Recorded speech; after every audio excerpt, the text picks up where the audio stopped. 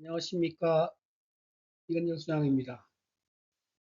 자, 시험은 다 잘 보셨나요?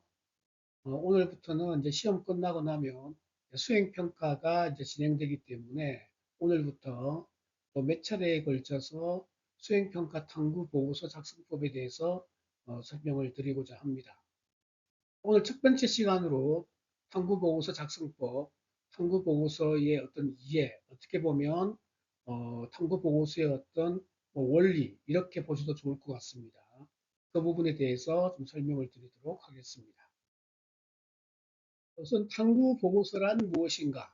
탐구 보고서는 원래 이제 특목고 자사고에서 자율활동, 즉 프로젝트식으로 진행됐던 소논문이 유래가 됐습니다. 그러다가 입학사정관 전형에서 그런 탐구 활동들, 소논문이 좀 이슈가 되면서 일반고에서도 그 부분을 따라하기 시작했고, 그것이 너무 또 사교육을 조장한다. 이렇게 해서 지금은 명칭이 탐구보고서라는 이름으로 바뀐 겁니다. 우선 탐구보고서는 학생들이 이제 관심 있는 주제, 관심은 진로, 관심은 전공, 이렇게 이해하시면 되겠죠. 다시 말해서 나의 전공과 관련된 주제에 대해서 어떤 조사하거나 아니면 연구 활동을 통해서 결과물, 보고서나 연구 산출물을 만드는 활동을 의미합니다. 이 중에는 새롭게 알게 된 어떤 지식, 다시 말해서 어떤 원리, 법칙을 이해하고 터득할 수도 있을 것이고요. 아니면 관련된 궁금한 사항에 대해서 문헌들, 이미 나와 있는 논문들이나 보고서나 이런 것들을 좀 분석해서 또는 재정리하는 부분, 뭐 이런 것도 있겠죠. 학생들이 지금 가장 많이 하는 게 사실은 어떻게 보면 문헌 연구라고 할 수 있겠습니다. 그 다음에 통계 분석이나 통계 해석, 뭐 통계청에서 나와 있는 사회 문제에 대해서 그 부분을 분석하고 해석해서 나만의 방식으로 재정리하는 것, 이렇게 좀 될 수 있고요. 또 아니면은 또 설문을 할 수도 있죠. 그죠? 설문은 뭐 대표적으로 우리 학교 학생들을 대상으로 해서 뭐 학습이나 아니면 청소년들의 뭐 소비 패턴 뭐 이런 것들을 다양하게 설문을 통해서 설문 결과에 대해서 우리가 또 가설을 세우고 결과를 만들어서 또 발표를 할 수도 있습니다. 그 다음에 어떤 또 영향을 받았는가, 어떤 사회 문제가 뭐 어떤 영향을 받는가, 뭐 이런 것들도 우리가 탐구 보고서 내용으로 들어갈 수가 있겠습니다. 그래서 보시면 관심 분야에 대한 지적 호기심이라고 하는 것은 뭐 대학에서 누누이 강조하는 거지만 결국은 이 지적 호기심이 탐구심으로 이어지는 거잖아요. 그죠? 탐구 과정으로 이어져서 그 과정에서 내가 무엇을 배우고 무엇을 느꼈는가. 뭐 세특에 들어가는 부분은 시작점은 이게 동기적이죠. 지적 호기심은 내가 어떤 동기로 무엇을 탐구해서 그 과정을 통해서 무엇을 배우고 무엇을 느꼈다. 이 부분이 아마 우리가 탐구 보고서다. 이렇게 생각하시면 될 것 같습니다.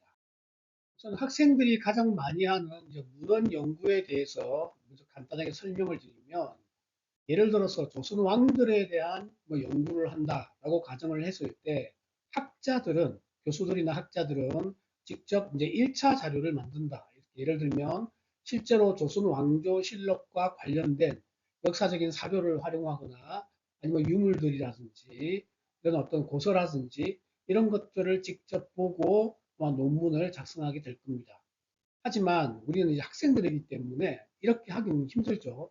다시 말해서 학생들은 2차 자료를 통해, 다시 말해서 2차 자료를 만드는 건데 1차 자료를 재정리한다.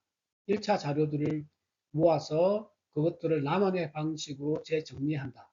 그래서 전문가들이 작성한 어떤 단행본이나 연구 논문들을 재정리하는 것도 하나의 우리가 문헌 연구 이렇게 할 수가 있을 겁니다. 대표적으로 고등학생들이 할 수 있는 것들은 그래서 보통 설문조사를 하거나 우리 학교 환경에 맞는 실험을 하거나 어떤 직업인들의 인터뷰를 하거나 통계조사를 하는 것도 이런 내용들을 우리가 탐구 보고서로 쓸 수가 있습니다.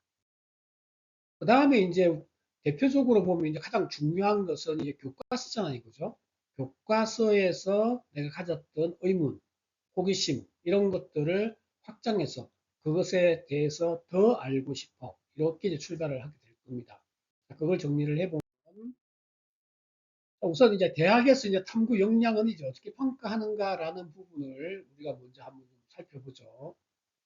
대학 같은 경우는 이제 요거는 이제 연세대, 중앙대, 경희대 6개 대학에서 공통적으로 탐구력을 어떻게 평가하는가라고 하는 내용인데, 요거는 이제 학생부 종합전형 가이드북에 나와 있는 내용이고요. 요거는 각 대학별, 연세대, 중앙대, 경희대 들어가도 다 똑같은 내용입니다.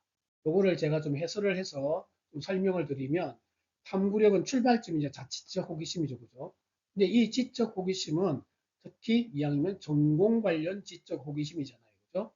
그런 이걸 바탕으로 사물과 어떤 현상이라고 하는 것은 사회 현상일 수도 있고 아니면 과학 어떤 기술이나 원리에 관계되는 어떤 현상일 수도 있을 겁니다. 예를 들어서 인공지능 기술, 그것도 현상이죠. 그죠? 여기에 대해서 탐구를 하고 사회 문제를 해결하려는 노력, 이런 것들을 내가 이제 어떻게 어필하는가 하는 부분인데, 세부 내용을 살펴보면 교과와 각종 탐구 활동 등을 통해 지식을 확정하려고 노력하고 있는가? 지식 확장이라는 말이 나왔습니다. 그죠? 다시 말해서 지식을 확장하고 그다음에 연계하고 심화하는 것이 중요하다. 이 세 개 키워드는 우리가 이제 탐구 보고서를 작성하면서 항상 기억을 해야 될 내용입니다. 그다음에 여기 보시면 구체적인 성과라고 나와 있습니다. 그죠? 성과라고 하는 것은 탐구 활동을 통해서 어떤 의미가 있었는가? 이 탐구 활동이 무엇을 배우고 무엇을 느꼈는가? 배움이라고 하면 어떤 학문적, 지식적이라고 우리가 할 수 있겠죠. 이런 탐구 활동을 통해서 수업에서 좀 더 확장해서 무엇을 좀 더 내가 배울 수 있었다. 어떤 원리를 배울 수 있었다. 어떤 법칙을 이해할 수 있었다. 아마 세특이 하면 이렇게 기재가 될 겁니다. 느낀 점이라고 하는 것은 이 활동을 통해서 무엇의 중요성 또는 무엇의 필요성을 깨달았다. 또는 어떤 연구에 대한 목표를 가지게 되었다. 아마 이렇게 이제 기재가 될 겁니다. 그 다음에 여기 이제 체크 포인트를 제가 정리를 좀 해보면, 이게 요거는 연세대에 있는 나와 있는 내용이거든요. 자, 수업을 통한, 핵심은 이제 수업입니다. 그죠? 그래서 엉뚱한 곳에서 우리가 키워드를 가져오는 것이 아니라 모든 출발은 수업에 있다. 이것도 우리가 이제 중요한 포인트고요. 자, 수업 내용을 수업으로 그치는 것이 아니라 좀 연계적인 질문을 하라. 자, 꼬리 물기죠. 그죠? 꼬리 물기고. 그 다음에 새로운 문제 해결 방법을 찾고자 한다. 여기에서는 한양대 같은 경우는 뭐 창의력을 또 평가하는 부분이고요. 그 다음에 이것도 도전 정신에 해당이 되고 내가 배운 지식을 어떻게 응용하고 활용하고 적용을 했다라는 것이 탐구 보고서에 잘 스며들어야 되겠죠.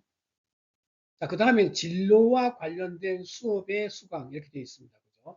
그래서 이거는 결국 선택 과목 결정과 내가 선택한 과목에서 진로 과목이니까 내가 무엇을 탐구했는가라고 하는 부분을 평가를 하게 될 겁니다. 이 내용들이 지식과 기능을 적용하고 활용하는, 자, 활용이잖아요. 그죠? 지식을 그대로 무엇을 이해했다라는 것이 그치는 것이 아니라 그것을 어떻게 활용했느냐가 이제 중요하다. 요것이고요. 그 다음 창의적 체험 활동 경우는 자, 주제 탐구입니다. 그리고 나의 진로와 관련된 어떤 주제 탐구, 관심 분야에 관한 주제 탐구 이렇게 되겠죠. 자, 그 다음에 장기 프로젝트도 있고 단기 프로젝트도 있는데 학기별 프로젝트 또는 아니면 3개월 프로젝트 이런 식으로 학교별로 좀 프로젝트들이 있죠. 이거는 고교마다 좀 차이가 있습니다. 그 외에 이제 토론이라든지 실험이라든지 이런 어떤 연구 활동에 대한 부분들을 평가한다. 이렇게 이제 이해하시면 될 겁니다. 자, 그러면 다시 이야기를 해서 대학이 이런 내용들을 이제 평가를 한다면 나는 이런 내용들을 학교 생활 기록부에 어떻게 어필하고 기재할 것인가 라고 하는 계획을 세워야 되겠죠. 그죠? 자, 그러면 이제 어떤 내용을 탐구해야 하는가라고 한다면 우선은 첫 번째 이제 진로와 관련된 부분이잖아요. 그죠? 관심 분야에 대한 자율적. 자, 자율적이라고 한다 그러면 지원 전공과 관련된 평소에 관심 분야에 대한 어떤 의문, 지적 호기심이라고 그랬죠. 그죠? 사실은 아이들이 지적 호기심이 잘 생기지는 않습니다. 그럼 어떻게 될까요? 인위적으로 만들어야 되는 거잖아요. 그죠? 제가 지적 호기심을 만드는 것이다. 내가 어떤 분야로 진출을 하겠다. 어떤 학과로 가겠다. 라고 한다 그러면 그 분야에서 연구하는 부분에 대해서 인위적으로라도 내 관심 분야를 만들고 출발을 해야 됩니다. 자, 그 다음에 이제 수업 시간에 배운 내용을 좀 더 깊이 있게 알고 싶어. 뭐 이렇게 되겠죠. 그 다음에 사회 문제나 수학과학의 어떤 법칙이나 원리에 대해서 직접 입증을 해보고 싶었다. 활용을 해보고 싶었다. 아마 이렇게 될 겁니다. 그 다음에 이제 사회적으로 현재 뭐 이슈가 되고 있는 뉴스를 접한 후 이렇게 또 되겠죠. 그죠? 그 다음에 이전 학년에 탐구했던 내용에서 내가 연계하고 확장하고 심화한 주제를 선택하는 것이 좋다. 이렇게 이제 설명을 드릴 수가 있겠습니다. 자, 그럼 예를 들어서 어떤 방법으로 이제 하는 게 이제 좋을까요? 자, 탐구 동기가 지적 호기심은 결국은 탐구 동기거든요. 내가 왜 이 주제를 선택했는가 이렇게 되는 거잖아요. 그러면 이 동기는 자, 수업 시간에 무엇에 관해 배우다, 진로활동 시간에 땡땡 특강을 듣다, 또는 뭐 체험학습 활동을 한 후 이렇게 되겠죠. 뉴스에서 어떤 소식을 접한 후, 그 다음에 어떤 도서를 읽던 중, 여기에서 의문이 들어 더 알고 싶어 또는 이해할 수 없어. 이렇게 해서 이것이 탐구 동기가 되는 겁니다. 여기까지 시작점을 우리가 이제 잘 만들어야 되죠. 그래서 탐구 보고서에도 탐구 동기를 쓸 때 여기 있는 내용들을 정리해서 탐구 동기와 탐구 목적을 정리를 해야 됩니다. 그래서 가장 이제 핵심은 이제 수업이기 때문에 이런 것들을 1차로 탐구하고 학생부에 이렇게 여기에 그치지 않고 더 나아가 결국 이런 것들이 이제 후속 연구로 이어져야 되는데 이런 부분들은 제가 앞서 말씀드렸던 연계하고 그 다음에 이제 어떻게 확장할 것인가라고 하는 부분이거든요.